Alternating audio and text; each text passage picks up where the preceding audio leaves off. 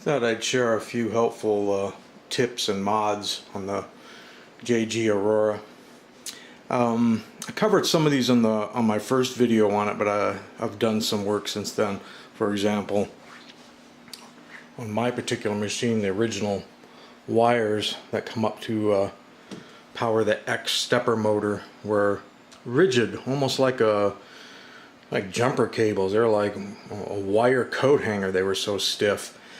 And that didn't bother me much because your Z doesn't move all that often and all that quick, but eventually it seemed like it was going to break the connections where it hooks right into the motor. So I had a little piece of the cable chain left over from when I worked on my last printer, so I decided I'd go ahead and put it on here, and I just extended the bolt out of the back of the stepper motor to hold one end of it, drilled and tapped to hold the other end, and then ran my stepper motor wires using new copper braid wires through there, so I don't ever have to think about that again. Not that it would have broke before, but just being stiff and sticking out there just seems like it was just asking for problems.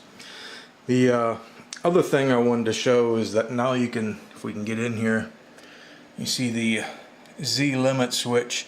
The screw now hits the switch dead center, and that's because I've modified the bracket that's in here. This is the way it used to hit.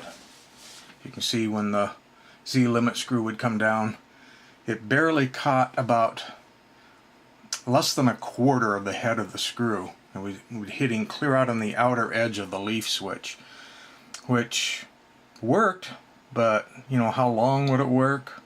Would the switch get sloppy from being pushed on the side? I don't know, it might have worked forever.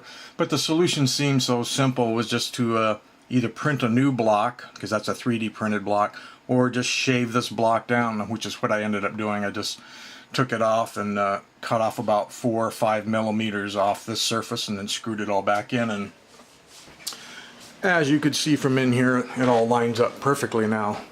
And also, I mentioned this in the first video, but in case you didn't see that one, you want to make sure that you take the block and push it all the way up and then tighten the 2 screws down. What that does allow you to do when you level your bed, you'll be able to level your bed higher, because if it's down or sitting too low, your bed, for one thing, by the time you've cranked all these down, the post, you can actually see scratch marks there. You can scratch there. The bed itself, see if we can get some daylight through here. Well, we can't, but between the bed and the top of this gets so close, and there are screws that stick up here, and there's a couple of screws in the bottom of the bed, they can actually rub. So you're going to want to level your bed with it as high as possible so that you're not rubbing there, you're not rubbing there, and the easiest way to do that is just to lift that limit switch up. You can turn the screw too, doesn't make any difference which way you want to do it. But in my case, I was going to have that block off anyway to shave some material off so things would center up better. So, what else did I want to say? Oh, I went ahead and threw, see if we can look on the bottom here, I think you can see it, threw some washers underneath all 4 feet so that the rubber feet would contact the surface before the metal frame to isolate noise. And that was a simple fix. Yours may or may not have that that problem. Mine did. Apparently some people get these printers without this cooling fan nozzle.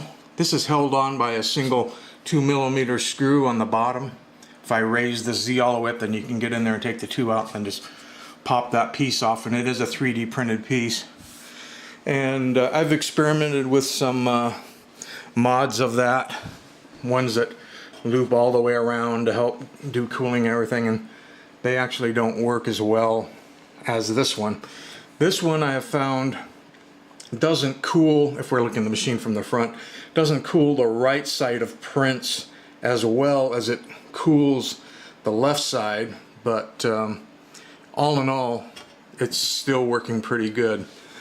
Fan noise, the machine's already really quiet, but if you cut off the metal shrouds they put on there, which are always a bad idea when they're real close to a fan. I don't know if any of you know how sirens work, but basically a spinning blade with a non-spinning piece of metal next to it causes interference, makes sound. So You get away, I just took my clippers. I could have done it much neater since there's only 2 screws really holding this on. Just clip those out of there. It's incredible how much quieter it'll make it. Now these machines do seem to have a very high frequency whine caused by the one that cools the extruder. And I believe that has to do with how close the fan is mounted right to these non-moving heatsink fins. I haven't experimented with it yet, but I bet if I were to move this out a little bit to get a little space between the fan and that, it would lessen that siren effect, if you will. And it's pretty high. It's up in the 8-10K range. Kind of annoying. Other than that, the machine is still doing good. Still loving it. Still turning out cool little prints with it.